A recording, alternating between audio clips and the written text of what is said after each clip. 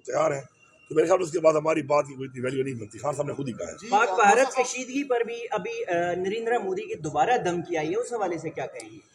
میں تو یہی کہوں گا کہ جس طرح ابھی کھورا صاحب نے یہاں پہ ادھر عدالت میں ہی بولا کہ پورے پاکستان کو اس وقت متحد ہونے کی ضرورت ہے، اور عمران خان اس وقت علامت ہے، کیونکہ عمران خان صاحب جو ہیں وہ اس وقت ریپرزینٹ کرتے ہیں پاکستان کے 4 صوبوں کو بھی، ضلع بلتستان کو بھی اور آزاد کشمیر کو بھی.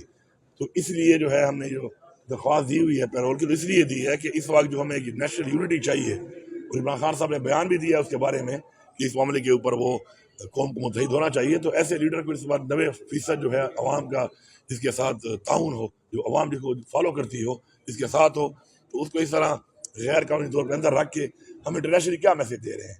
تو جب اپنے گھر میں لڑائی اس طرح بن جاتی ہے تو پھر ظاہری بات دشمن کو بھی ہے وہ بھی اپنے آپ کو مضبوط سمجھتا ہے، اور مودی جیسا جو ہے وہ بھی چپڑ بچو جو ہے وہ دھمکیاں دینا شروع کر دیتا ہے. عمران خان کے 2 بیٹوں کا انٹرویو آیا ہے، بڑا وائرل ہو رہا ہے انٹرنیشنل سطح پہ بھی، انہوں نے جو خدشات کا اظہار کیا، ان پہ آپ کیا کہیں؟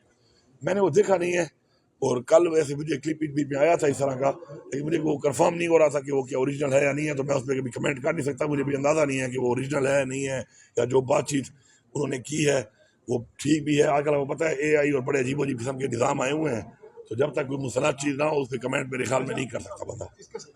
بتائیے گا پیرول پر رہائی کے حوالے سے جی اس پہ مکمل رہائی کے لیے بھی ہماری پیٹیشن جو ہیں وہ یہاں پہ چل رہی ہیں. پہلی بات. دوسری بات یہ ہے کہ دیکھیں میرے پاس ایک آرڈر ہے عدالت کا آلریڈی کہ ہر ہفتے میں مجھے ایک ملاقات ان کے ساتھ کرنی چاہیے، کیونکہ میں ایک صوبے کا وزیر اعلیٰ ہوں اور میرا ایک بڑا سینسٹیو صوبہ ہے، اور مینڈیٹ چوری کرنے کے باوجود ان لوگوں نے اپنا مینڈیٹ چوری نہیں ہونے دیا. اب اس پہ میری عمران خان کے ساتھ جو ہے ملاقات، اس پہ مشاورت، ابھی پھر ہمارا بجٹ ابھی آنے والا ہے، 100 بلین کا بجٹ ہوتا ہے، اس میں وہ میرا لیڈر ہے، اس پارٹی کا وہ ہیڈ ہے، اس کا ایک ویژن جو ہے وہ ضروری ہے کہ اس کے اندر اس کا انپٹ آئے. لیکن اگر مجھے ملاقات ہی نہیں چھوڑیں گے اپنے لیڈر کے ساتھ تو میں ان کے ویژن کو اس طریقے سے امپلیمنٹ تو نہیں کر سکتا. تو کیونکہ ڈے ٹو ڈے میٹرز ہیں، لا اینڈ آرڈر کے مسائل آپ کے سامنے ہیں وہاں کے، باقی جو مسائل ہیں ہمارے فیڈرل گورنمنٹ، ہمارے جو واجبات ہیں ان کے مسائل ہوتے ہیں. باقی ہم نے کن چیزوں پہ زیادہ فوکس کرنا ہے، کیا ہمارے اس وقت کتنی گنجائش ہے ہمارے پاس، اس کے مطابق ہم نے کیا کرنا ہے اپنی پارٹی پالیسی مینیفیسٹو کے مطابق. اور یہاں پہ ملاقات ہی 2 مہینے نہیں چھوڑتے یہ لوگ. تو بیسیکلی یہ زیادتی ہے بہت بڑی. میرے خیال میں پوری قوم یہ جانتی ہے کہ عمران خان کے ساتھ ذاتیات کی جا رہی ہیں. جو لوگ بھی ذاتیات کر رہے ہیں میں ان سے یہ کہوں گا کہ پاکستان کے نیشنل انٹرسٹ کے لیے عمران خان نے ہمیشہ کہا کہ میں معاف کرنے کو بھی تیار ہوں، میں مذاکرات کے لیے بھی تیار ہوں.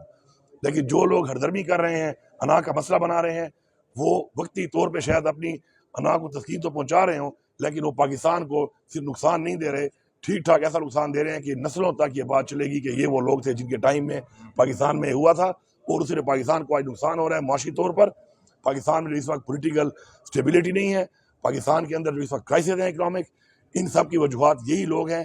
یہی وہ وجوہات کہ مینڈیٹ چوری کیا، الیکشن چوری کیا، پارٹی کا نشان لے لیا، پارٹی کے لوگوں سے پارٹی چھڑوائی گئی، تشدد کیا گیا لیڈرشپ کے اوپر، اس کے بعد ورکرز کے اوپر. ابھی تک ورکر جیلوں میں ہیں، ضمانتوں کے لیے جاتے ہیں تو ضمانتیں نہیں ملتی ہیں، انصاف اس ملک پہ نہیں مل رہا. اور وہی وجہ ہے کہ جو ڈائریکشن ہے پاکستان کی عوام کی وہ ایک طرف جا رہی ہے، اور جو ڈائریکشن ہے اس مینڈیٹ چور حکومت کی، ان کے ساتھ ملے ہوئے ان اداروں کی جنہوں نے بٹھایا ہے ان کو، ان کی وجہ سے اس وقت مودی جیسے لوگ جو ہیں وہ ہمارے پہ حملہ آور ہیں.